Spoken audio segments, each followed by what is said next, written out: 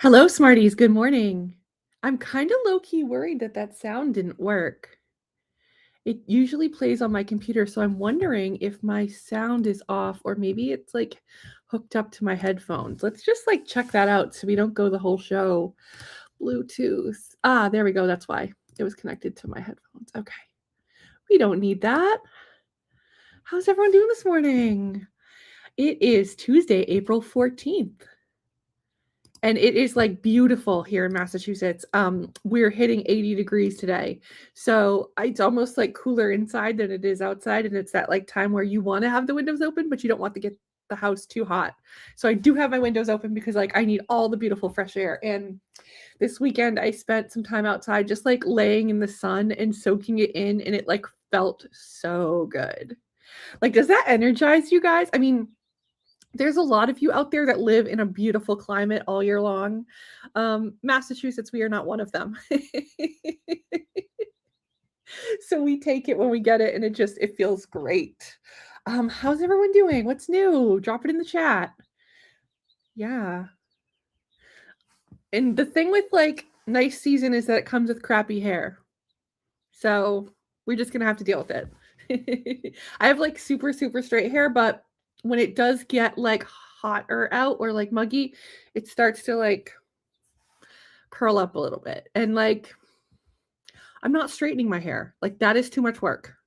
We are like just chilling here at the studio. We're not doing extra work in like straightening hair. No. I need a cut. But we're trying to fit that into our busy bank smart schedule. Should we get started? Should we get rolling, friends? Oh, yes. Hi. Hello, everyone. My name is Carrie Cormier. I'm the host here at The Carrie Show at Bank Smart Studio. A little bit about me. I'm a financial services executive by trade, currently taking a much needed sabbatical from corporate life and using that time and energy just to focus on all the amazing things and passion projects, one of them being Bank Smart Studio. So excited to have you all along for the ride, and we are building out loud and creating something awesome here. My background, although most of it is in retail and digital strategy, oftentimes I say I'm a passbook savings digital strategy girl in a passbook savings world, and I am a marketing and social media nerd at heart. So a lot of the things that we talk about will be through that lens. And it's just so fun and refreshing to go over all the things that we can't talk about in the boardroom, or say it like we want to say it, which feels really, really good. Couple things on our minds this morning. How many of you are out at Alkami Co or Financial Brand Forum? If you are, you're probably not watching the show. You're probably having a bang up time, or you're watching it on replay after you get home from all the festivities, the after hour events, the mixers, the fun, the signature keynotes. Remember, no second locations. We talked about this. Women in banking, no second locations. Okay? Like, protect yourself before you wreck yourself. Is that a song? Be careful out there. We talked about how I went to Financial Brand Forum and was a speaker in 2019, and that was just like such a fun time. And I will be back for you, Forum. I have promised that. If not next year, the year after. I've never been to Collab, but I have been an Alkami partner, and I love our alchemist friends. They are so fun and fantastic, and I can tell just by the stuff on socials that they put on a phenomenal show. So I hope everyone out at those two events this week are having just a amazing time and having so much fun. And come share, bring all the good nuggets back to us. We want to hear. I'm like following the socials really close, because I want to see all the nuggets. I don't want to miss any nuggets. So I'm going to scrape the internet for all the nuggets to share here. And they may be filtered through just my interpretation of what I've seen on the socials. But I'm going to grab everything that I see. We're going to talk about it. Maybe, I don't know if like Thursday, if not next week. Next week might be a little crazy because the Bank Smart Tots are home. It's vacation week. But we're going to try to figure out that schedule. because the show must go on, as they say. So drop in the chat where you're tuning in from. We have a lot of people tuning. Yes, most of you guys are from the Boston area. I love that. But we're branching out. We are a nationwide studio. Yeah. Couple things to talk about today, and then I have an exciting sponsor announcement. So let me just get this up here. We do not have to tell Twitter that we're live because we are now streaming live on Twitter. I took down our LinkedIn live because I think the Twitter live is way more fun. I'm sorry, maybe we'll go back to it. But we are streaming live on Facebook, YouTube, and Twitter, X. I'm sorry. I'm always going to call it Twitter. I'm going to try to call it X. But I'm an OG Twitter girl. I was there in the beginning. Dom Segola, the co-creator, spoke at my college graduation. All right, I can't help it. I have loyalty. That's just what happens. Yeah. So one thing I want to share. No, we're just gonna start talking.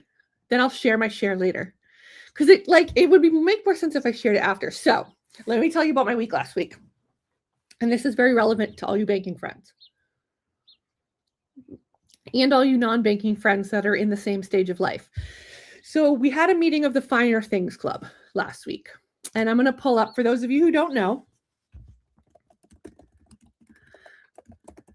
any of you Office fans?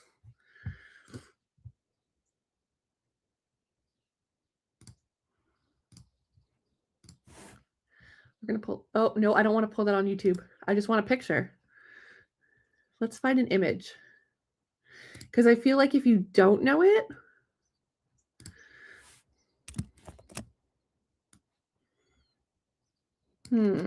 I should have show prepped this. This feels important. It also feels like I could skip it, but I'm not going to because it's important to me, and it's the Carrie show.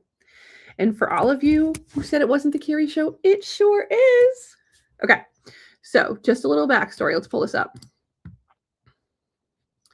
StreamYard, share, image file, recent. Oh, but desktop. Here we go. Okay. So on The Office, Pam, Toby, who's the other guy? Oh my gosh, I'm blanking. Oscar, thank you. Pam, Toby, and Oscar started this Finer Things Club where they would eat in the break room and have a nice tablecloth and some fine china and talk about things that weren't trash and office gossip, which I love. And I think there was a little book club element, but there didn't have to be. But it was just a nice look at their cute little sandwich tower. So in real life, we had a meeting of the Finer Things Club last week. And what does that mean? Great question.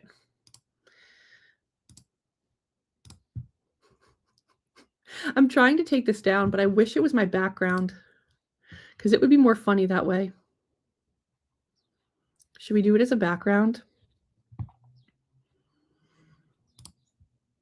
No, we're not going to. Okay, so anyway, we had a meeting of the Finer Things Club last week. And what is that? That is a bunch of finer things people like me who enjoy the finer things in life. And they're currently perhaps not working a full-time gig like me. And they're pursuing all the passion projects, whether that's writing poetry, whether that is gardening, putting in new shrubs, mowing the lawn. Maybe for me, it's organizing our closets. We talked all the things. Okay, so the Finer Things Club, one of the topics that came up, and I think this is really important to talk about, is the state of the state of job hunting. All right, because the Finer Things Club doesn't really need to work, but we want to work. It's fun. We love teams. We love things to do. It's great. I'm just kidding. We all really need to work. But we kind of talked about like what it's like looking for a job out there and the job market right now, which is just so strange, right? So I found this myself, like I've been applying for a couple jobs here and there. Definitely looking for like a really good culture fit because I don't want to give up the studio. The studio is here to stay, to be clear. But I would like to supplement some of my time with like a fun team. And so we got into the topic of like resumes. And one of them was like, yeah, I think I have like 30 versions of my resume, depending on what kind of job I'm applying for. And whether or not it's a technical job, an operational job, a marketing style job, whether it's leading a team or leading projects, each job you apply for has like certain keywords that they're looking for. So you're trying to optimize keywords, and then you're talking about not making it look like AI, right? But some of us have our resumes written without AI, and then sometimes we take it and we put it in AI and have it just give us some feedback on clarity. But then is it flagging it in the systems as AI generated? Because that could be a downfall. And that sometimes the ATS, like applicant tracking system software used by employers to like collect and scan and rank job failure applications, if this is a company that's like taking hundreds and hundreds of applicants, right? You're trying to just get to the top of the robot. Okay, like your personality is going to seal the deal. You're talented, you're fun, you're going to rock it, but you're just focused on like selling yourself to a robot.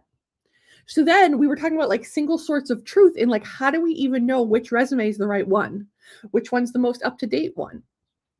And now I'm going to tell you a little secret. So far I've like boycotted the ATS resumes.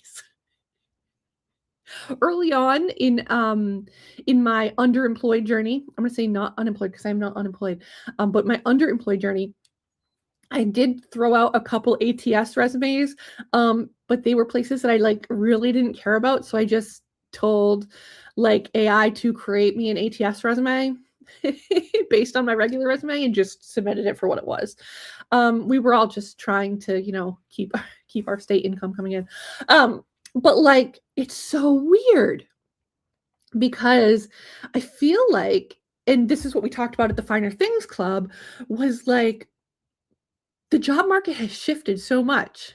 So you're not just like, it's not just like the best candidate wins. It's like you have to navigate this like digital ecosystem in order to just claw yourself to the top of the paper pile, which is like so odd. And it's funny because I remember applying for my first banking job, and now this is really funny. Talk about literally trying to claw yourself to the top of the paper pile. I remember mailing in my resume, okay? And I did it on this floral letterhead. So I went to Staples, like an office supply store, and I bought this like floral paper. It was like a stationery, and I printed my resume on there because I felt like if in a literal pile of papers, see, you guys get it, that my resume would stand out. And it did. I got the job and they actually commented on it. But what I noticed was that when you photocopied it to then pass it around to the other applicants, the photocopy of the floral stationery did not translate so well. It actually like diluted it and like kind of looked dark. So it may not have been the best approach, but it was an approach and something worked. Something was magical. It got me in the door. Okay. And then my charm took over. And a lot of that is what we're talking about right now is how do you get in the door when you're, and this is, I think, more not necessarily on the community banking credit union side. I feel like that still has a little tiny bit of more personality, not by a ton, but by a smidge. And but when you're applying to like a tech company, a fintech, a startup, a marketing agency, things like that, a lot of it is just optimizing your resume to get through the applicant tracking system. And sure, that can be good, right? You're showing that you can adjust, because what is marketing, right? It's navigating all the noise out there to navigate and get your consumer. But I'm going to say, as a hiring manager, I hate those resumes. I hate reading them. They're boring. They're just junk. And it feels like, yeah, all you did was regurgitate the job description so that it would go, like, it gives me no personality about you. And now I've hired a ton of people in my career, and I love reading resumes, and I get so much fun out of it. One, because you can tell the ones that like put absolutely no effort into it, and you can tell the ones that really care and when their passion shines through. And I hate that I feel like the ATS tracking is like totally stripping us of that. Now, my resume is very visual. I want to bring it up. Should I bring it up? Maybe I can do it real quick and take my phone number off of it. Because we're not publishing the Smarty Hotline. Okay. And now I've had many iterations of my resume over the years. And now I know you all are going to come at me, because if you are an actual professional career coach, this is like what not to do on a resume. And I don't care. Because I would hire me in a second. Let's take this off. Oh, I locked it. Hold on. But I feel like, okay, let's export.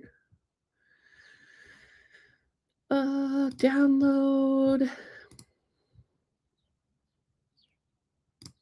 I know you're like, I don't actually care about your resume, but we're getting 2 points here. We're talking about the job market, and this is very important for all of you out there. Whether you're still employed, you're underemployed, or you're completely unemployed. And it's going to get into some interesting data as well.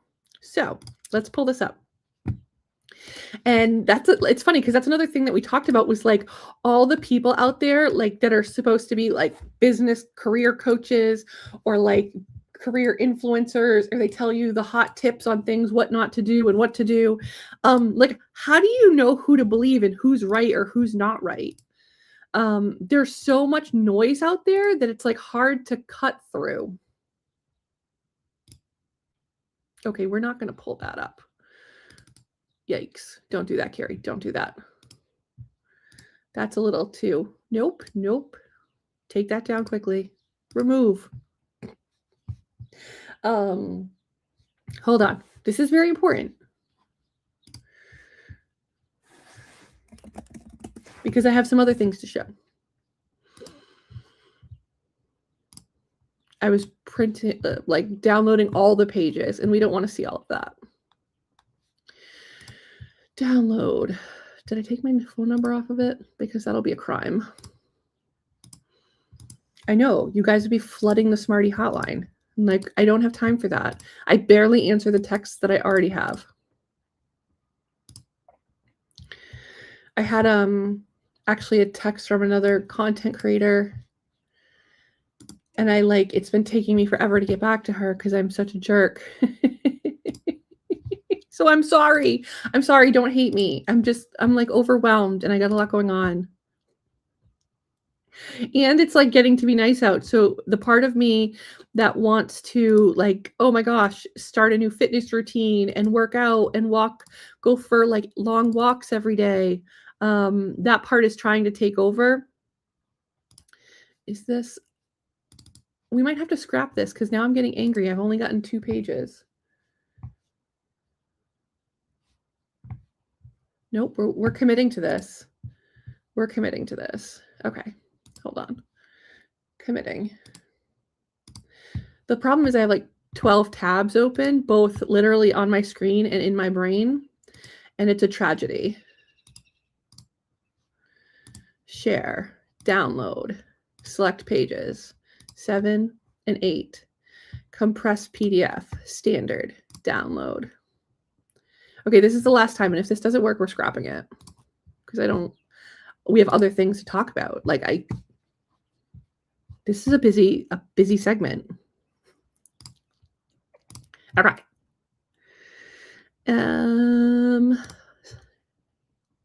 Your computer. Desktop documents. Downloads. Oh, that's why it wasn't. I kept looking at downloads. That's why it wasn't working. So dumb. Okay, here we go. Okay, so this is my resume. That is not my resume. That is the Finer Things Club. Okay. I have a headshot on my resume. I'm sorry. I know that's a no-no. I know that's stupid, but people need to see my smile. It's energetic. Okay? And it's not ATS formatted. My resume is visually appealing. Okay? And I think for me, that's important. And I don't break it up by I put my experience on the side in my education, but I don't break up my accomplishments based on what I did at each role because I did like a million things. So this is also very text heavy. I have a lot going on because I did a lot of things.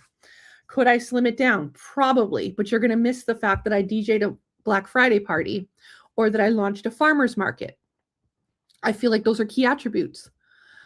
I would want to read those on a resume, okay? I don't want to read fake statistics that you grew sales over 300%, okay? Because when sales were nothing and you increased 300%, okay, everyone can put fake statistics on their website, on their resume. But these are legit and they're real. So then this is the back. I broke it down into accomplishments. You'll see on the front, my executive leadership, my specifically retail banking leadership, my digital and mobile development, bank operations, marketing and branding, and thought leadership and national speakers. This is very non-traditional, and applicant tracking systems don't like it. And I feel bad because I should be playing the game and I should be smarter than that. But I don't want to be right now because I'm happy being me and having a beautifully designed resume. I even have an expanded digital portfolio. I'm not just going to share it. It is expanded and available. There are pictures. Those of you that have seen it, you're welcome. But I really think that especially when you're in a creative role, it's better to share creatively. What do you guys think? What does your resume look like? And have you updated it recently? Now I'm going to tell you that even if you have a job, you have no intention of looking for a job, always have an updated resume. Update it at least twice a year. Put it in your calendar, update your resume. It's important for leadership classes. It could be important for doing a press interview or something you know what I mean? You could want to have a press sheet. We'll get into that in a bit, but I think it's really important. And it's also a nice way of easily summarizing the things that you've done as you go, because if it does come time where you need a resume for something, that's not the time to be panicking and thinking shoot, what do I put on my resume? Throughout my career, I have always had an updated resume. And it's not because I'm always job hunting. It's because it's so important to have that bio of yourself. Only recently did I start having an updated digital portfolio. I think I made that in 2001, 2002, because I felt that was really important. And it's just it's on a website, a hidden, you need a password.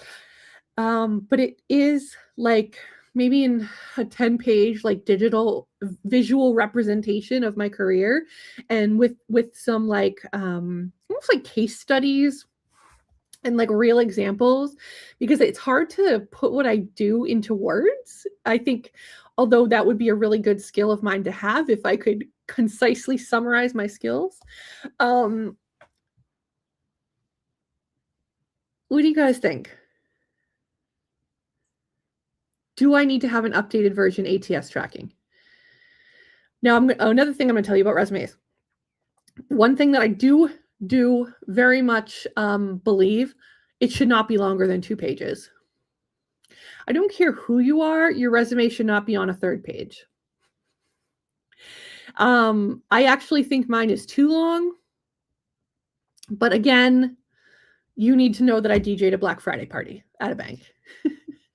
That I did live. I think I cut the live t-shirt printing out. We live screen printed t-shirts in a branch. I think I cut that out just for brevity. But all the things that I did, it's just like I've had such a full career of like fun and impactful items that like I just want to brag about it, and not about me, but about like the cool things that like I've been able to witness. And I just think that's so fun. But it's hard to summarize that. And I would say that I would welcome a video resume. Now, if you're a creator, if you're more of in the creator space, like I'm not just like content creator, but like artsy, sometimes they do request a video one. I think that would be so fun. I might make one just for giggles. I did have someone one time slide into my DMs with a video introduction that they were applying for a job with me. And it was actually, I thought that was super cool because I've never had anyone do that before. And it really personalized it because I did get a lot of applicants. And I would say that just on paper, her resume wasn't as strong as other applicants, but she had a phenomenal like little video introduction. And I felt like just because she took the time to do that made me want to give her a call. And I did. And actually, she wasn't what I was looking for that role, but I've always kept her like in my mind of someone that I'd want to connect with again if I had the opportunity, because like her energy, it was just like unmatched. And I'm like, okay, game knows game. If you have unmatched energy like me, you know it when you see it. So, but I think that there's different ways to stand out. And one of the things we're talking about at the Finer Things Club is like, how much is too much, right? When it comes to stuff like this, because now, hold on, how do I go to full screen? Group layout, news layout. I don't want that. Screen layout? No. One day I'm just going to have a little picture that shows which one to do. Okay, there we go. Thanks to everyone that's like hanging in there while I like fumble through my screens. I think I needed an extra snack before I jumped on today. You can tell we don't have a ton of people because everyone's at Forum and Collab. It's fine. You guys will catch us on the replay. Okay, so the next thing was like, you get through the let's assume you get through the resume piece, right? Next, have you heard of this? AI interviews. Okay, companies are doing interviews with like an AI bot. So it pulls up a picture, and I have not had to do this, thank goodness. Okay, but it pulls up a picture or like an avatar that you're talking to that you then need to have a conversation with. Isn't that wild? Like, I can't even believe that. And like, so one of the people at the Finer Things Club was telling me that there's like a bunch of YouTube videos out there, and I have to check this out, about like how to trip up the virtual AI bots that you're interviewing with. I can't even imagine doing an AI interview. Does that make me sound old?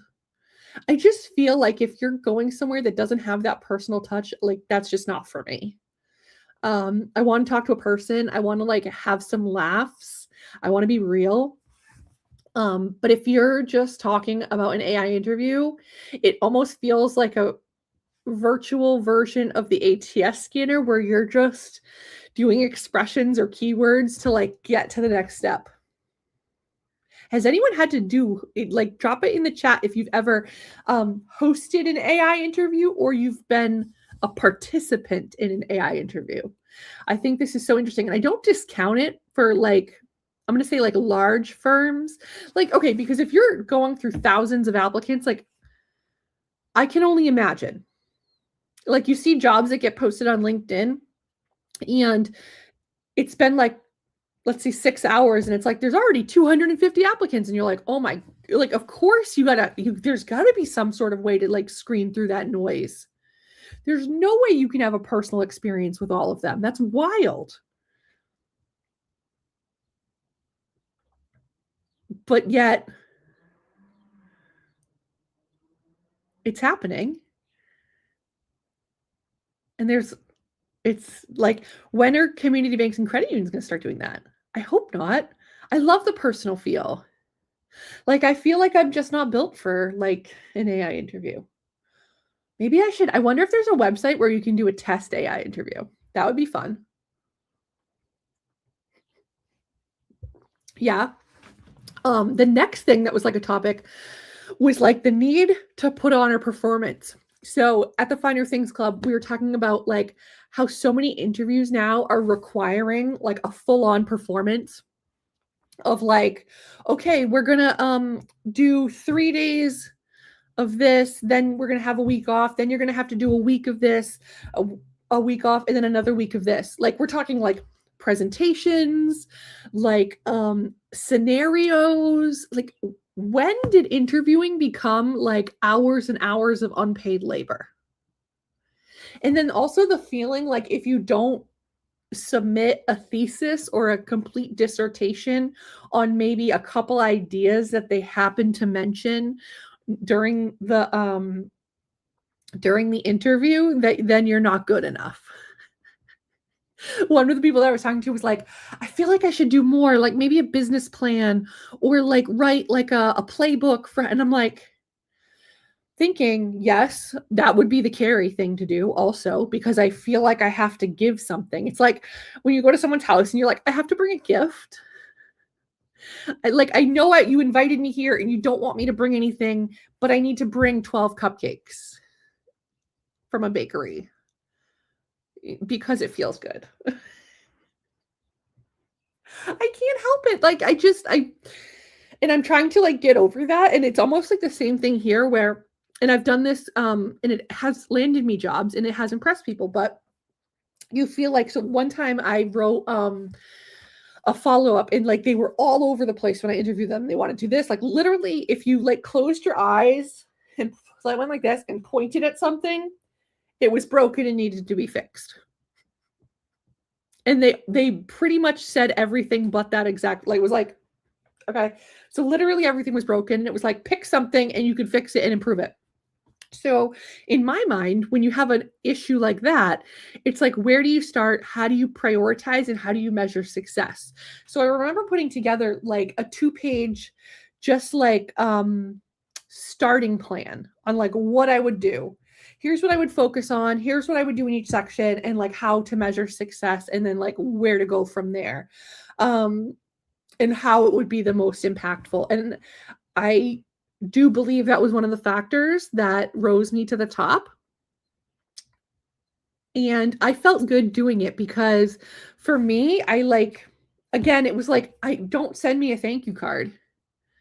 Like, and this is like totally going against everything that I'm saying, but like as a hiring manager, someone that would do that would wow me more than someone that brings me a handwritten thank you card. Although I will tell you, one of my best thank you presents for like an interview is this guy that got away. Where he was the one that got away. And it was when I was hiring for a branch manager. And so much energy. Okay, we're gonna go over his interview. He comes to the interview and he's got an iPad, okay? And his iPad is like a digital portfolio of things that he's done, community events, balloon animals, and he's like, like blowing through the pictures. He's like, look at me. I brought a snazzy iPad. And he like literally says that, like, yeah, I'm wowing you with my iPad. And I was like, you literally are. Because like, one, I'm a digital girly, that I want to see things digitally. I don't want crap on paper that's like written in a bunch of buzzwords. Like, you're performing in front of me right now. And this is the performance I want as a branch manager. Okay. He slayed it. Then what does he do? He sends a handwritten thank you, and not just a crap thank you, something with substance. And then he sends me candy. Okay. And because he knew I went by Bank Smart Carrie, he got these chocolates. Okay. They're called M&Ms in the United States, but apparently in Canada, they have a similar like off brand, and they're called Smarties. We're going to look this up. And it's not the Smarties that we know here in the US as like the confectionery sugar, like little circles. These are, hold on, let's pull it up. Because this is important. This is very important to the studio. We're visual learners, and I'm not even going to try to snip it. We're just going to bring the screen right up, which is what I should have done with the Finer Things Club in my resume. Where is it? Right here. Okay. Look at this. Look at this. It came in this like blue chocolate box. Like, it was so good. And I could not have been more excited. Did I want to hire him? Yes. Did I hire him? No. We will get into that. Maybe that's for another episode. But this was like the best. And it came like FedEx or UPS. So it was in a nice big envelope. And I was like so wowed because it was something very personal and related to our conversation. It was like he knew me, and it was just like, it showed his genuine enthusiasm for being part of the team. And I was absolutely floored. And have I gotten like tons of thank you letters, thank you follow-up emails? Yes. Okay. Do they hit sometimes? But sometimes they're just blah. This, and he didn't even have to send me anything, but the fact that it was like so personable, it was like amazing. And to make a long story short, we didn't hire him because the commercial team wanted someone that they could go out and drink a beer with. That's my take. And probably one of the regrets of my career is not pushing back and hiring him, because I think he would have been a rock star. Yeah, I'm going to write that down. That was one of the regrets of my career. We always joke as the one that got away. He's on my list. If I ever make it big and I need someone, I'm calling him. I don't know what he would do, but he would do something awesome, and he would like slay it. PR, Smarties. But like, to the point of all this like unpaid labor, like, why am I going to go to a corporate retreat of yours to put on a presentation to beg to be part of your team? Like, I get it. Could I slay a presentation? Yes. But that just shows I'm a better presenter than someone else. It doesn't mean I'm a better employee. It doesn't mean I'm a better leader. It just means I'm a really good presenter. And I'm great at all of those things. But it's like, it's wild that companies are demanding like hours and hours of unpaid labor for presentations, for interviews, for like theses or like dissertations. And it's like, then you don't get the job and they have all this free work from you. How does that make you any better?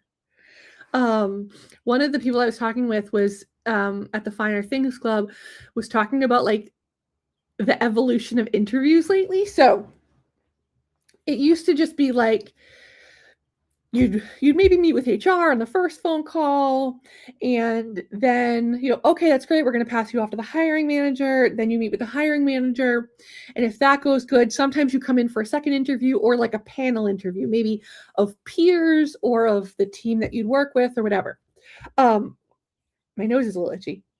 But now it's like, you have to meet with so-and-so's cousin twice removed in this department that may interact with you once every 6 years, just to see if you're a good culture fit.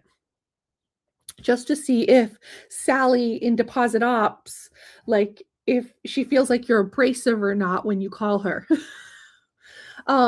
Like when did this become like analysis paralysis? And I've seen this even with my own teams in my hiring at times where I've been forced to um, have like multi-department panels for like, I'm going to say like lower level teammates. And it just like blows my mind because if you're like an executive, right, no matter what level executive we're talking about, if you can't hire a team member, let's just say a branch manager, for example, without like a multi-panel interview, what are you doing? Like, I don't need 12 people in commercial, 3 people in consumer compliance, and then a partridge in a pear tree to conduct an interview. Okay, if I'm in a role where I'm an executive and I've done this for decades and I have a great read on leading people and managing and motivating the team that I have, what makes you think that I'm not good at selecting those that come in? Because let me tell you the flip side, I don't get to interview your teammates. No one asks me if I want to interview a commercial lender or a business development officer. You just do like the back room deals and bring them on because they play golf at the same place that that plays, and they can get you into this country club. And so and so used to work for this, but like that's fine. Okay, but and this doesn't apply to like the discussion about the one that got away. This is just like in general. But like when does it become, and maybe it's a sign of like us letting people encroach into our territory. Do you guys find this? But like I'm just like in talking with the Finer Things Club, it was like, why are we spending all this time interviewing candidates, putting them through the ringer, putting them through all sorts of people, and then like wasting months of their time? And then I find like, and I even seen this with some like jobs that are posted, that it takes like 6 months to hire someone. Okay, now I will go back and say there's a book. I think we've talked about it. Is it I'm getting my books mixed up, but I think it's Unreasonable Hospitality by Will Guidara. He talks about, and this is probably a general management, but he brings it into what it was like in restaurant life. But it was about fire fast and hire slow. Let me see.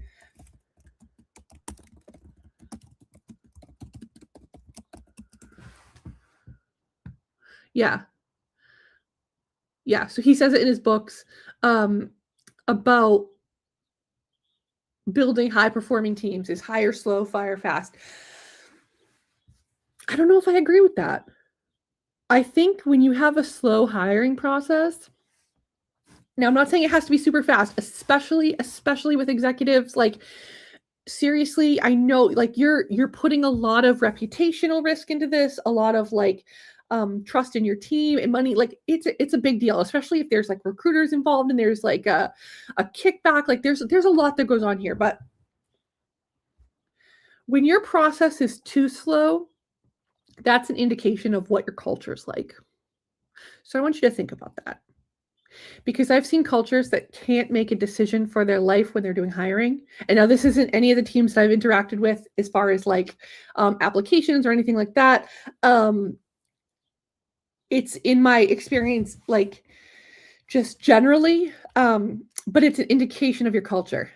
And when you have like roles that have been open for months on months on months, and you can't make a decision, that's a you problem. And I would be careful about working at those organizations because you're going to come into those same roadblocks that you tried to overcome getting in as you do working there. Okay, if you get what I'm saying. Now, tell me what you all feel about this performative stuff. Like, is it okay to put in a bunch of unpaid labor for a job? where's the line? Um, I was it was funny because I had went through the job application process for someone was asking me to join the team. Um, I got really close to the end. They really liked me.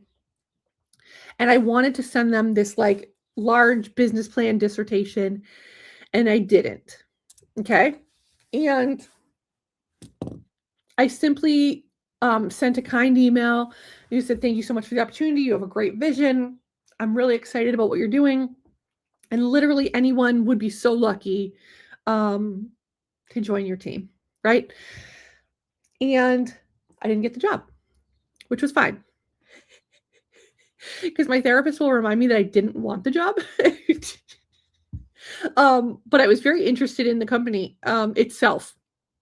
And in talking with the amazing team that was like highlighting me, they're like, it felt like you didn't want it enough. And I'm like thinking about it, and I'm like, that's interesting feedback, because did I know that I could get the job if I sent them, a 15-page deck on like transformation and how to do this and what I would do? Yeah, I know. That would have like sealed the deal. But it also felt like too much. And maybe it was because I wasn't super excited about it, that I would have had to actually like spend a lot of brain hours to crank this out, where if I'm really excited about something, the brain, it just flows out of me and I don't have to spend the brain time. So maybe there was a balance of that, but it just felt like you either like me or you don't. You think I'm a good fit or you don't. If putting together a 15-page dissertation and business plan that you can either keep if you don't hire me and just use, or it's like, okay, let me put it this way. It's like the saying about like getting the milk for free and not buying the cow. I feel like companies now want the milk and not buy the cow. Is that an appropriate like way to explain this? Do we need to switch glasses? Do we need to switch? Because like it feels like there's been a shift. And now if you're like on a serious job hunt, okay, and you're applying to 10, 15 jobs a day, now we're talking, this is like tons of work. That's like a full-time job. And then how do you have the energy to do anything else? Like the Carrie show. That is why we're focused on the Carrie show and Bank Smart Studio, because this is really important.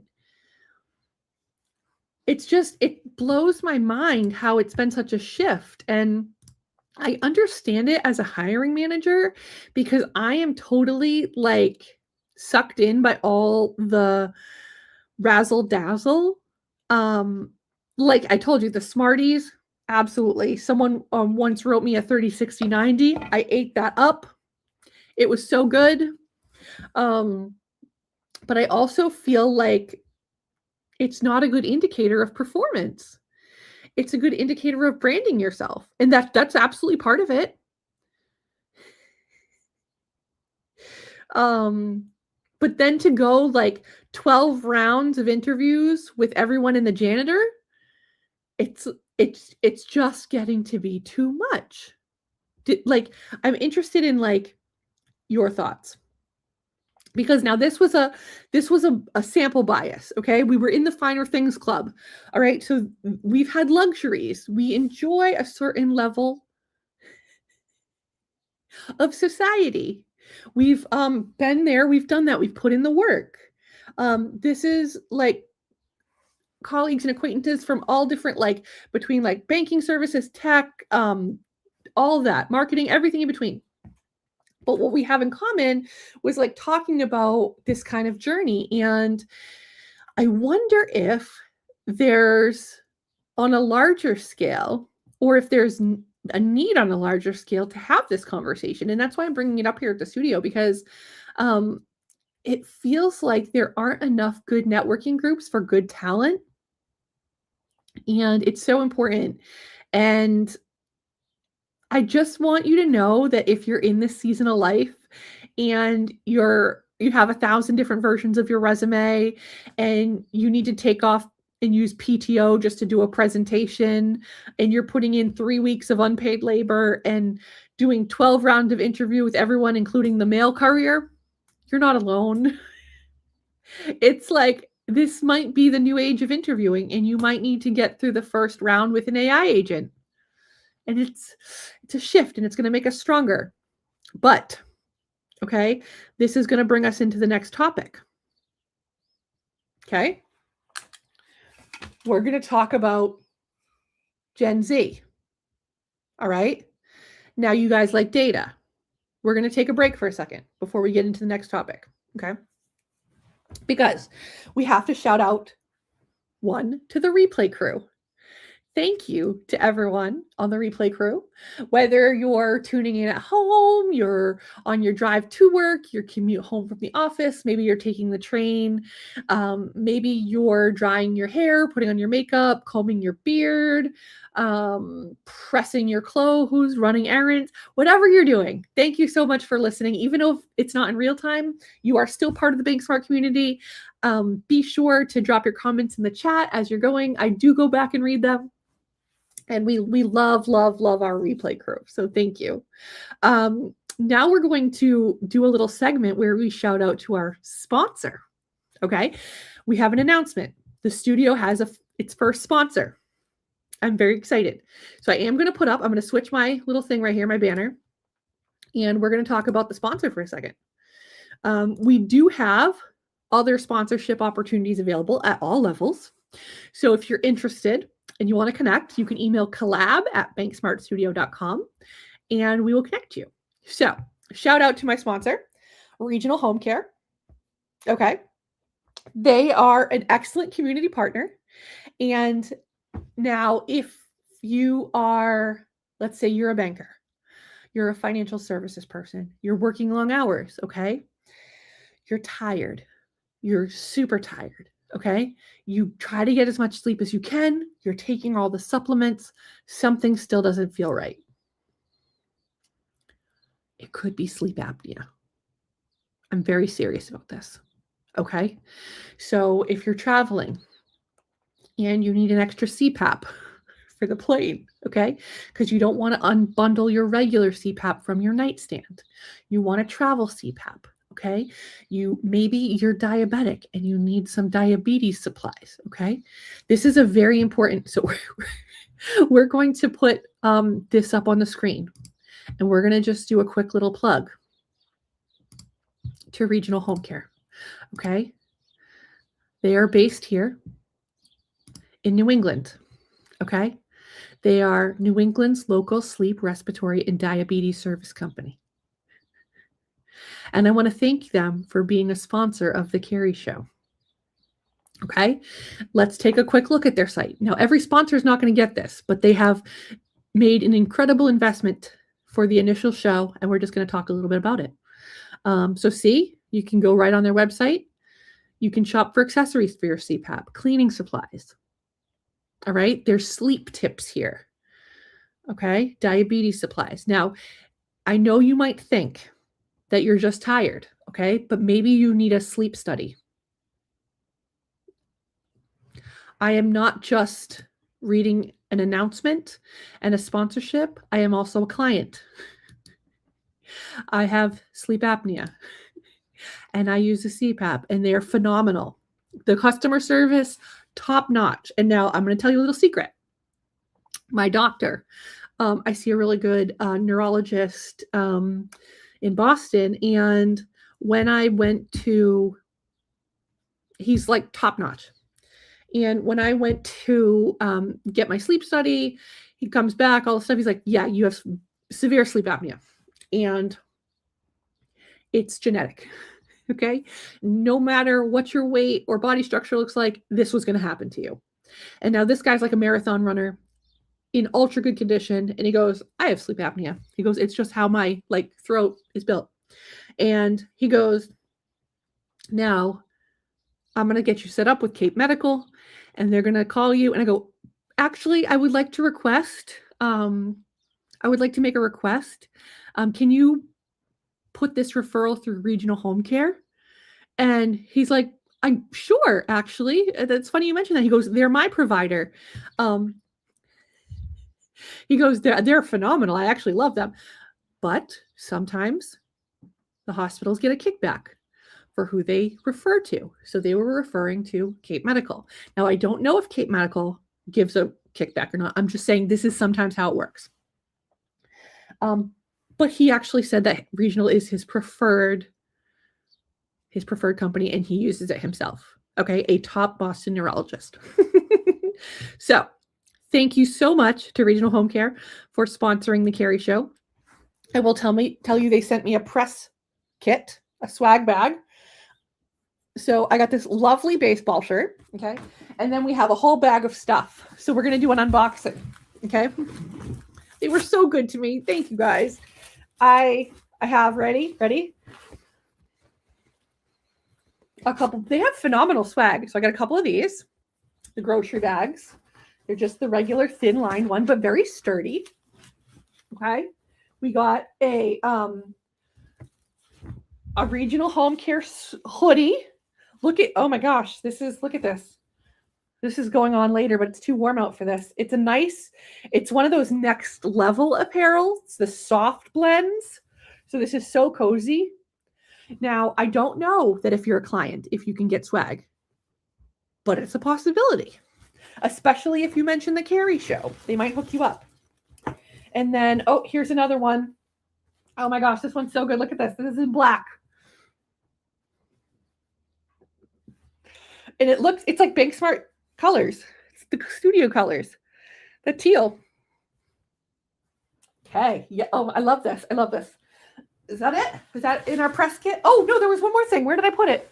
I took it out and I played with it already. Okay.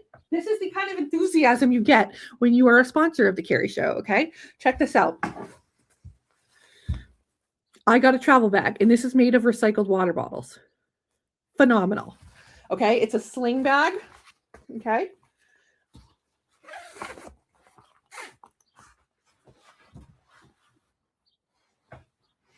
I could take this. Little C told me I have to take it on her school field trip because she loves it. She got one too. They were so kind, and they sent one for her. Look at this. Like, you could even put your travel CPAP stuff in here, right? If you need like your mask, your cannula. It's perfect. So thank you to Regional Home Care. You can find them at regionalhc.com for all your local sleep, respiratory, and diabetes service needs. Thank you so much. And now I will just do a quick footnote that the amazing thing about community partners is that they show up when you support community partners.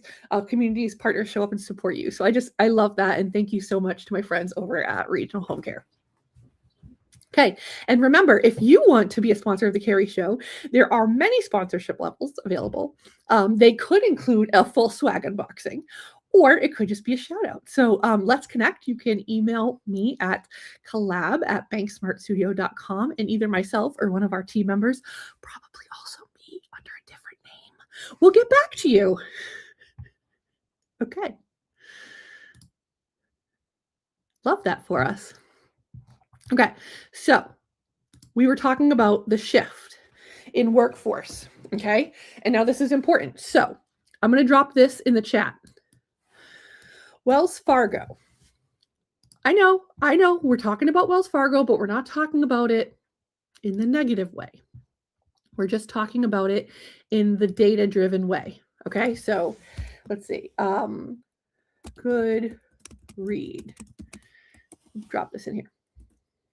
Okay, this is a link to their newsroom. They posted a study that they did. And now I'm going to tell you a little bit about the study because it goes into our topic. So between November 2025 and December 2025, they polled over almost 4,000 US adults and teens, ages 14 to 17. And this was a national survey hosted by Versta Research on behalf of Wells Fargo. So they weighted it and mixed it up by age, gender, race, ethnicity, income, assets, education, business ownership, all of that, designed to reflect the broader US population. And the results of this study are stunning and incredible and very telling. Okay. So, what we just talked about and all that stress and anxiety about job hunting, and now I'm a millennial. Okay. So, I'm feeling that. But Gen Z is feeling a huge shift. So, if you are not tailoring your application process now, your employee onboarding process now, your corporate culture, your workforce planning, okay, for your current pool of employees and prospective employees, you need to start also doing it for Gen Z because they're going to blow this up, okay? So let me give you the statistic. The American Dream just got a rebrand. Ready for this? 61% of Americans say that owning a business is the American dream. And for Gen Z, that jumps to 69%. They're not chasing the corner office anymore. They want the deed to the whole building. Okay. And that is so reflective of what we're doing here at the studio, where like corporate life, it just feels like a sham sometimes. And there's a time and a place for it. And there may be a time and a place for it again. But when you look at Gen Z, their dream, 69% of them want to be owning a business. Okay. So think about that as how you hire, onboard, attract, and retain talent, but also how you onboard, attract, and retain customers and members. Okay. So think about that. 69% of Gen Z wants to hustle. All right. So stop treating them like they're getting their first checking account. All right. They may be ready for a business, a sole proprietorship, a DBA, an LLC. All right. Think about that. Now it goes on to say that Gen Z is not okay financially, possibly mentally, but we're all there too. Nearly half describe their financial lives as messy. Almost 2/3 are still leaning on mom and dad. And over half of those parents say it's straining their own finances. The ripple effect is real. That's really powerful. So that really hits. And I believe that. And like we talked about last episode about like home ownership is getting older. When I was growing up, peers of mine were getting homes at 21, 22, 23. And you're not just seeing that anymore. Like they were financially self-sufficient, whether that was good or bad. Maybe they made good choices at that age or not, but they were doing it on their own. And now I'm seeing, and this study shows that so many of Gen Z is still relying on mom and dad, which is referred to as the bank of mom and dad, to help supplement that. And it's hard when bank of mom and dad is just floating by. Like, that's very real. Now, this is interesting, and it goes to something we were talking about also a couple weeks ago. Where is Gen Z getting their money advice? Bankers, pay attention. 44% are watching YouTube. YouTube. Say it again. 44% are watching YouTube. 34% are on Instagram or TikTok, and 25% are in other online communities. Your branch brochure doesn't even make the list. Not even close. Okay? Time to adjust our strategies before it's too late. Okay? It is not too late right now, but it's time to adjust our strategies. The next AI has entered the chat. Literally. Okay. 1 in 5 adults used AI for financial guidance in the past year. 1 in 5. Okay. For Gen Z, that number is 1 in 3. And literally 90% of those who acted on AI advice. So 1 in 3 said that they used AI for advice. 90% of that said that the advice paid off. Put that in your chat button. Okay? Put that in your chatbot. This is another one. People want their banking app more than their social media. By a 5-to-1 margin, Americans would rather go a year without social media than without their banking app. That's loyalty, that's trust, and that's a product that matters. Now, I'm going to tell you, I refresh my banking apps, of which I have probably 5, twice a day. Does anything change? No. I check it in the morning and I check it in the afternoon. It's a habit. I want to see what I've spent. I want to see what comes through. Maybe it's a security blanket thing, but I'm with them. If I had to go a year without social media, could I do it? I don't know. What would be my alternative if I had to go a year without my banking app? Would I have to go to a branch or would I just have to log on to a desktop? If I had to log on to a desktop, I think I could handle that. But if I had to go to a branch, take away my social media. Because like there's no way I could manage my money that way. They're just not possible. Imagine having to do telephone banking where you, like people still do that. Lord knows why. I do not know. But every bank you talk to still says like, oh my gosh, my stats are so high for. We need to, there's got to be like, why? Crazy. But that's an interesting decision. People want their banking app more than their social media. Maybe it's not want, maybe it's need. It's an interesting choice of words. So that was a lot. We talked about the shift in the job market, a little bit of Bank Smart Studio, a little bit of like the Finer Things Club. Now we talk some Gen Z and banking statistics. We're going to wrap it up with one more around the web nugget. So I didn't do any research on this, but I should because it's interesting to me and it's interesting to you guys. But I came across 2 things on the socials that are worth bringing up. So let's pull them up here. They're on my desktop. Okay. So the first one I saw, okay, let's start. Let's set the scene. Penny shortage. Okay. We all know that the mint is discontinuing making pennies, right? Like common knowledge. And by now, so many customers and consumers are seeing the signs at like, I'm going to pull one up here. Their local Dunkin' Donuts or retail shop that talks about the penny rounding shortage. So this is an example at a Dunkin' Donuts. I did not take this myself. I stole it off the interweb somewhere. But it talks about their rounding policy. So due to a nationwide penny shortage, we kindly ask that guests pay with exact change when possible. If not, your change will be rounded up to the nearest nickel or dime in your favor. Here's what you need to know. Okay, so it talks about it. So retailers have taken the position, for the most part, that they're rounding up. I'm going to tell you, banks and credit unions are confused. We got to get a handle around this, guys. This is an intervention. Okay, you can't be confused. Okay, I'm going to give you a prime example. And now I didn't go to their website to dig into this any deeper, but I saw this on social. Let's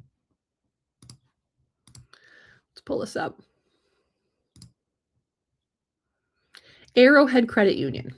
Okay, let's research them together. But their post says, last call for your pennies. With the government officially ending penny production and fewer coins expected to circulation, we're getting ahead of the change. Get it? Change. Starting April 30th, we will no longer accept pennies over the counter. But you've still got time to cash them in. I'm confused. Okay, you're a credit union and you're not going to accept coins over the counter? We don't want your pennies? There have been places that I've seen that have been offering like premiums for pennies. Like we'll give you double for your pennies. Not necessarily banks or credit unions, but like retailers. They're like, oh, we'll give you a gift card for the amount of pennies that you bring in or whatever. Like Arrowhead Credit Union. Okay, let's look them up. They're in California.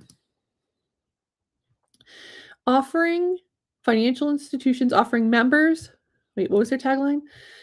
Arrowhead Credit Union is one of California's fastest growing financial institutions, offering our members better rates, lower fees, and excellent service. Well, what you're not offering is penny exchanges.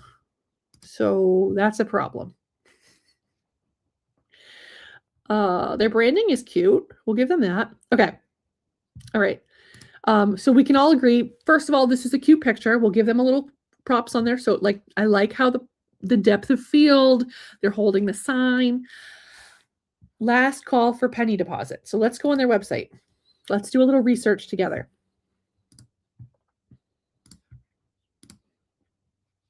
Okay, so here's their website.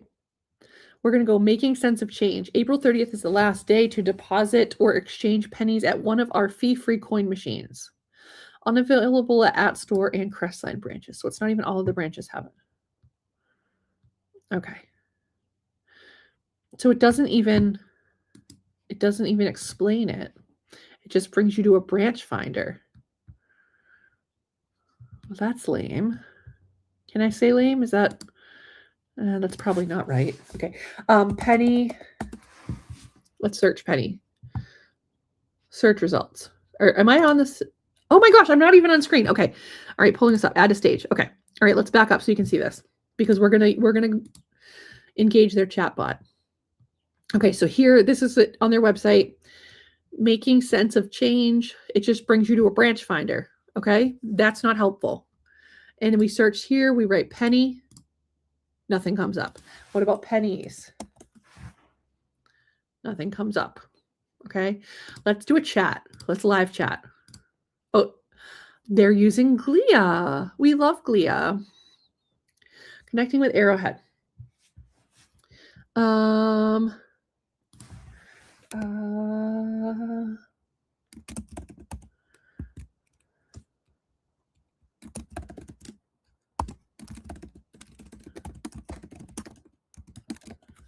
Okay.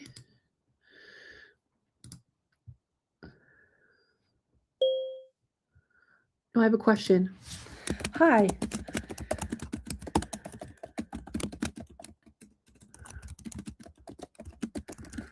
You know what?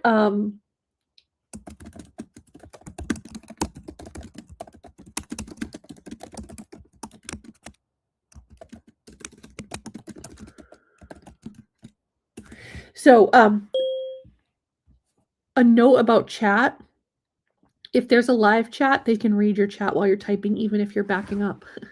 Sorry, I didn't get you. Can you rephrase that? Okay, so this isn't very good. So pennies? Question mark? Okay. All right. ACU at this time does not offer foreign current exchanges, and we do not process outgoing international wires for, okay. Arrowhead Credit Union only has a routing number and does not have an IBAN or SWIFT code. Okay, don't care about that. Penny, or let's do coin exchange. At this time, this isn't helpful. Okay, yeah, can you rephrase that? Okay, so Arrowhead, your chat box sucks. I would like to make a statement that this is not indicative of the Glia platform. Glia is not a sponsor. However, they could be. And I have lovely experience with Glia. So this is just proof that your interactive agents are what you put into it. Question on pennies. Ooh, let's get us connected to a team member.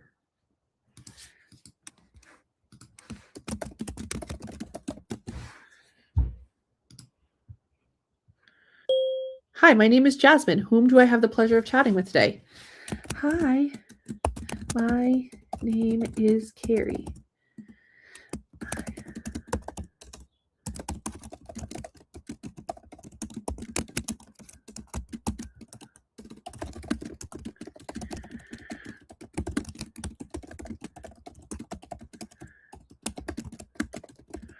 your branch.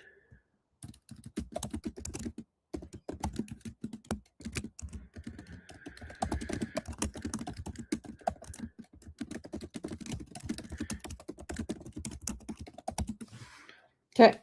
I have a question about pennies. I saw a posting that you are no longer accepting pennies for deposit at your branch. Is that true? I am looking to cash in some coins but it could be after the deadline. Oh my gosh, this is so fun. We're doing a live chat. Oh, I got a message on the Bank Smart hotline. Hold on.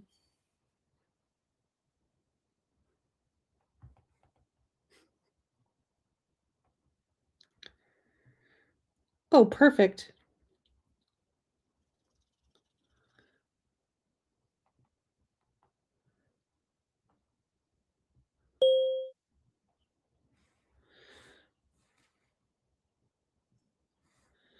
Awesome. Thank you to the bestie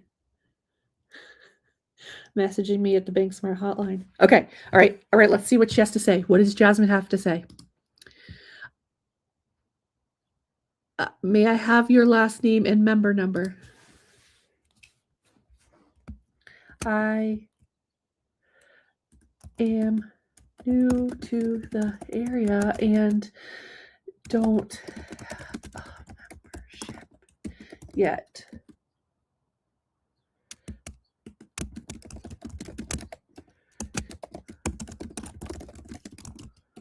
I bank with Bank of America, but want something local. It's always easy to slam Bank of America.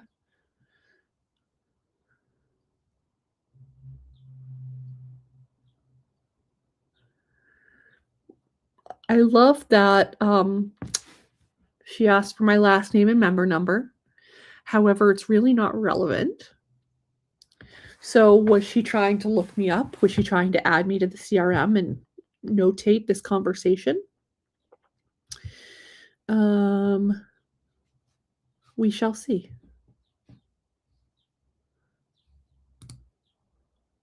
I'm enthralled, so we're staying here while the chat goes.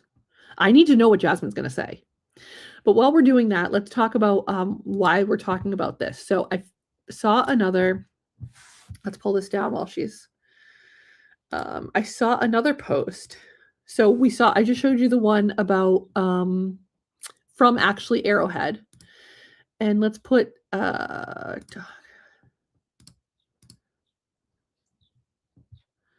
this one I saw on Threads. Threads has been a gold mine lately. Okay, so this person here posted, Sandy Wilbur Baker. I went to my credit union the other day and they no longer take pennies. The hell am I supposed to do with them? What are you doing with your pennies? Someone chimes in, as a retail store owner, if someone wanted to sell me some pennies, I would buy them because my bank won't give me rolls of pennies anymore. Okay, so so it's interesting that this says credit union and Arrowhead Credit Union said, I'm not saying that there's a correlation. I'm not saying that this is the one that they're talking about. Credit unions, I'm asking you, is there a reason you're not taking pennies? I have questions. I took some notes. I pulled some friends, okay, in the world, okay? And it's a mixed bag. So some are accepting but not selling back to the Fed because they want to keep them and recycle them. Appreciate that. Some are not giving pennies for non-customers. Specifically like rolled. So if they came in and said, here's $2, can I get 4 rolls of pennies? They're not doing that for non-customers. Some are limiting rolls that they're giving out for actual customers or consumers in general that come in. I get that, right? Because if someone comes in and can I have like 100 pennies, that's what, 2 boxes? Are they $50 a box? Is my coin counting right? It's been a hot minute. Can I get 2 boxes of pennies? Yeah, sure. I get that. Why would you give out, like, if you can't order them, why are you giving out tons of boxes? That doesn't make sense. So limiting rolls, that makes sense. Someone was saying that it's surprising how places that were getting giant boxes of pennies at a time now can survive on $5 in pennies every time that they do a coin order. They're like, what were they doing with all those pennies before? Maybe it's because they're now rounding. But this has an impact on commercial cash orders. So if you're someone that facilitates commercial cash orders, I'm interested in how that's going. I saw one person, okay, was telling me, and now this is completely unsubstantiated, but oh, wait, hold on. We have a message from Arrowhead. Thank you for your interest in Arrowhead Credit Union. If you do open a membership with Arrow, the pennies will be able to be deposited into your account using our coin machines. Okay. Yes, but my question is, why can't I deposit them after 4:30? Okay, let's pull this up. We'll switch.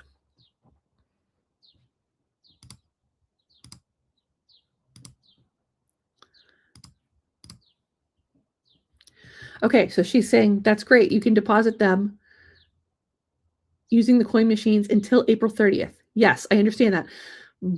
But my question is, why can't I deposit them after April 30th? Jasmine, help us, help you, help us. Okay? Let's see what she has to say. And I'm sure, Jasmine, I'm sure you're lovely, but this is for the bit. Here at the Carrie Show, we need to understand these things.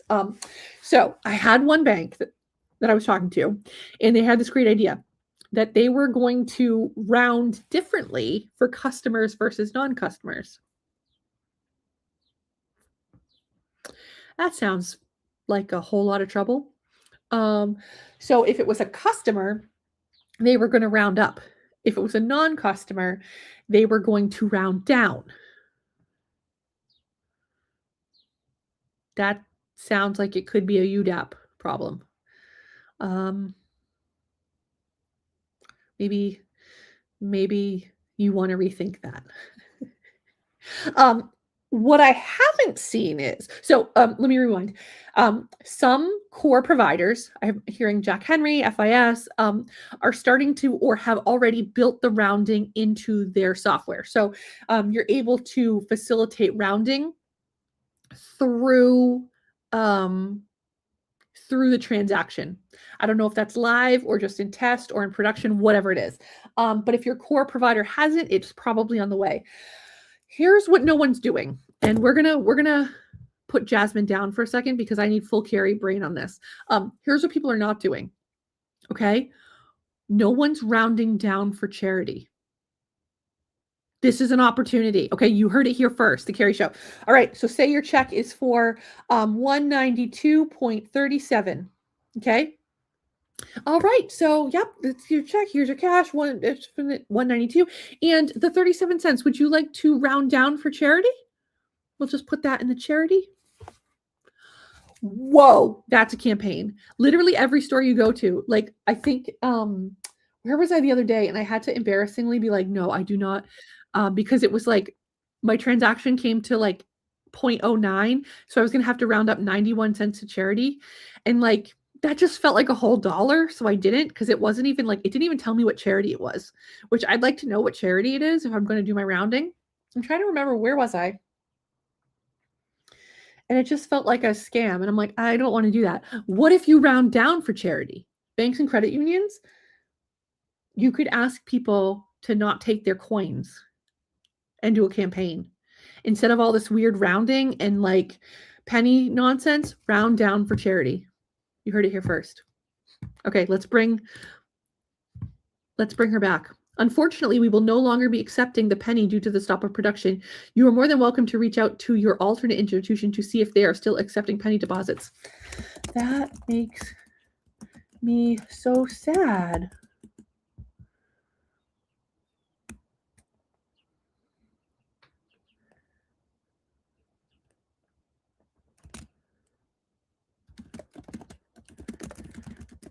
Do you not have any interest in pennies? Do your members not ask for pennies? What if I cash a check that has a penny amount. She's not going to like this. I'm sorry, Jasmine, okay? Put me to a supervisor. All right, you need to be trained. This is a good test for anyone who has a chatbot or what do you call it? A live agent. All right. If you're going to put if you're going to have something on your website and on your socials about pennies, you need to have it in your automation rules. Okay. So it should have been in the chat. Now, flip that. When you get to a live agent, your live agent needs to be adequately trained on conversation topics. She's very to the fact, but she is it's a downer. Unfortunately, we will no longer be accepting. I would have started with a positive, like, that's a great question. Start with a positive, Jasmine, please. It would be more helpful. I really like, if you want to hire me to instruct your live agents, I will do some freelance consulting work on that. Because I feel like there's a need here. I don't have a lot, but I could fit you in because this is rough. Oh my gosh, yes. See, I'm getting a bunch of likes and hearts. You people agree with me. Like, people spend, how much money do you spend on Glia? Plenty. Okay, and Glia, phenomenal product. We're not going to bash Glia. But we are going to say that when you put your money into these things, you have to put the time and energy and resources into training appropriately and staging it appropriately. Okay? We're going to let Jasmine go after this, but I'm going to leave you with one more thing while we, let's remove this. There is some information on the web about the penny stuff going on, because I think you need to know this. I'm going to put it because there's misinformation and the information has changed. So the FRB has released updated information that they are now taking pennies back. So on March 23rd, a subset of coin distribution locations that previously stopped fulfilling penny orders on behalf of the Federal Reserve will begin fulfilling penny orders again due to increased deposit activity. So if you weren't able to order pennies from the Federal Reserve before, you can probably now order pennies from the Federal Reserve again. So I'm going to put this up here in the chat. Penny updates. I hear that the ABA has really good guidance and recommendations on how to handle the penny stuff. I am not an ABA member, so I don't have that. It's behind a paywall, but definitely if you are an ABA member, go check them out. They're not a sponsor, but they could be. Okay, so here's the updates on the penny stuff. Again, if you were not getting pennies from your cash ordering, there's a chance you can get them now. And the question is the Federal Reserve still accepting deposits of pennies? Because some places feel like they're not.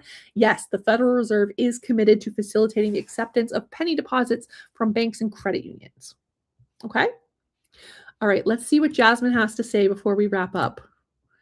I appreciate your patience another moment while we review. Jasmine, I'm not thrilled with this service.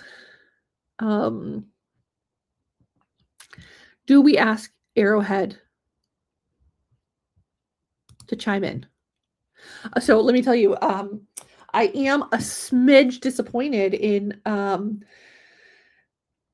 Bar Harbor Bank. So they did, when I posted about their pen in stuff last week, the great press that they were getting, they did tag, like comment back and tag and say, oh my gosh, thank you so much for sharing. But they didn't turn it into a little PR stunt. Did they reach out to her and find her and get her pens? I don't know.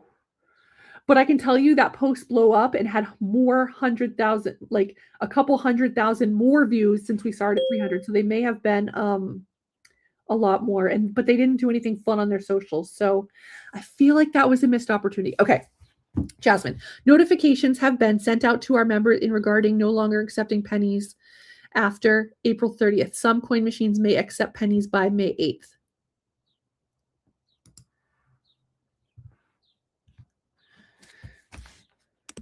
Understood.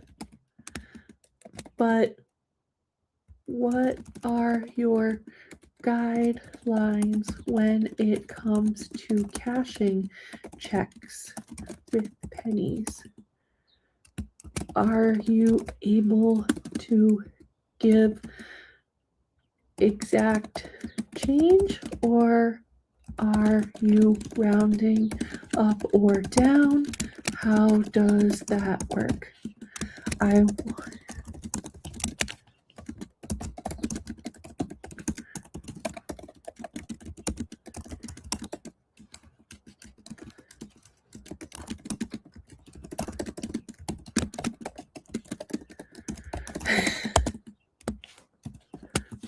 Okay, I said, are you able to give exact change, or are you rounding up or down? How does that work? I want to make sure I'm making an informed selection of new bank, as this is important to me. I hope you understand. Smiley face. Like, Jasmine, you should be picking up on my smiley face. You should be responding with, I totally understand. We're here to help. Not referring me back to what your members got. That's saying I don't want you as a new member. We're committed to this bit, so I'm sorry, but we are way over time, but we are staying on. I'm like hooked. I'm hooked, and you are too. I can see we've gotten more joins. This is a big deal, and it's a good example of, like, you're losing me as a potential new member. Think of how your chat and your live agent is losing and not closing the deal. I'm sorry, Aero Credit Union, you seem really nice.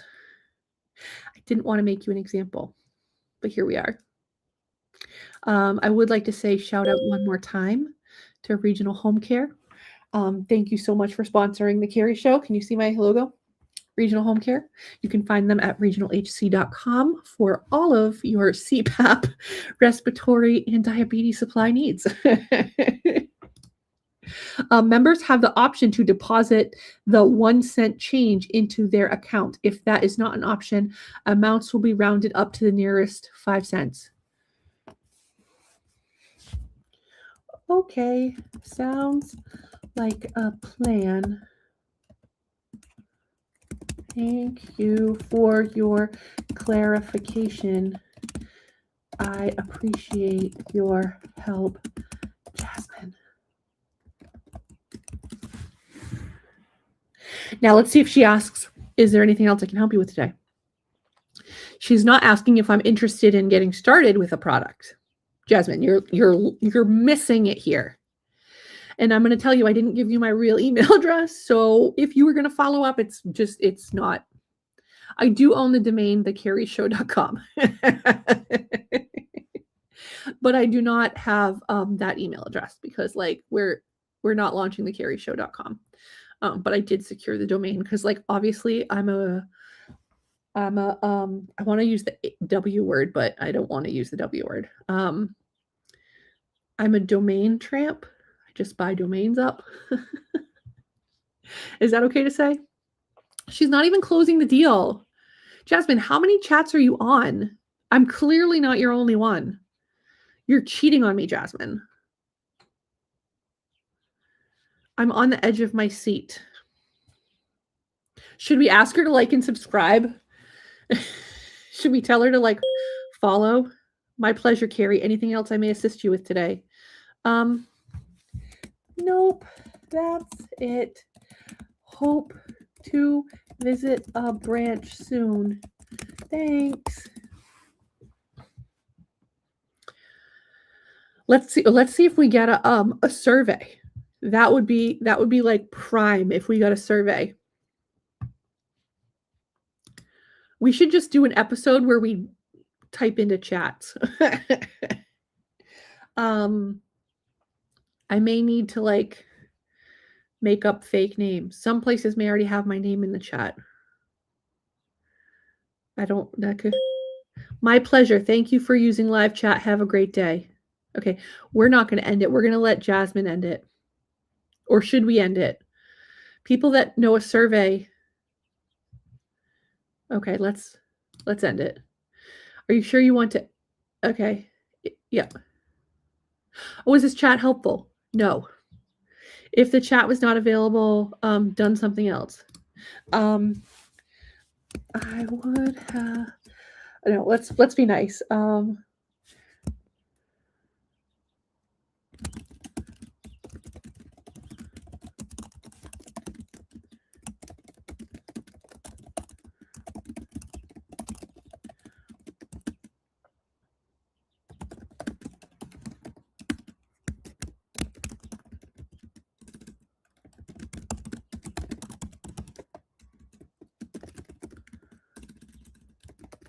Okay, I would have liked more assistance in gaining my business and clarification on the penny policy. Jasmine was very sweet, though. I don't want Jasmine to get in trouble.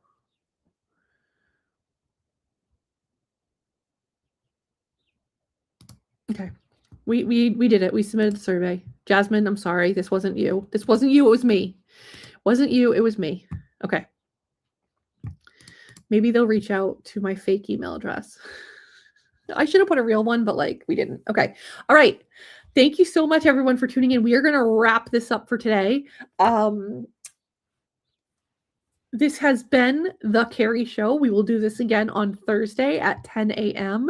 We're live every Tuesday and Thursday at 10 a.m., except for maybe next week. We might have a schedule change due to the Bank Smart Tots on vacation.